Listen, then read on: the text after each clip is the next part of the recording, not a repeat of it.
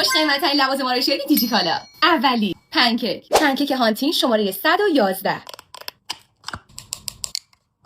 این پنکیک برای انواع پوست اوکیه. ماندگاری خوب و بالایی داره، جلوش هم که ماته، برای استفاده روزانه عالیه. کسایی که پوستشون مثل من سبز است، شماره 111 رو پیشنهاد میکنم. ژل ابرو هانتین. متاسفانه این ژل ابرو تو دیجیکالا تموم شده، ولی خب از سایت هانتین میتونید تهیه کنید.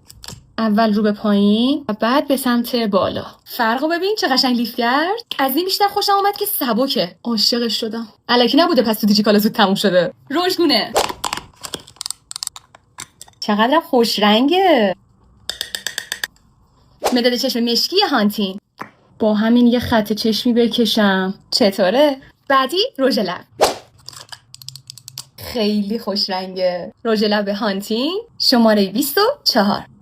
تمام این لوازم آرایشی‌ها از برند ایرانی هانتین بود. پیج برند هانتین تو کپشنه. آدرس حضوری هم دارن که بازم تو کپشن گذاشتم 15 خرداده و همینطور سایت دارن. سایتشون تو بایو پیجشونه.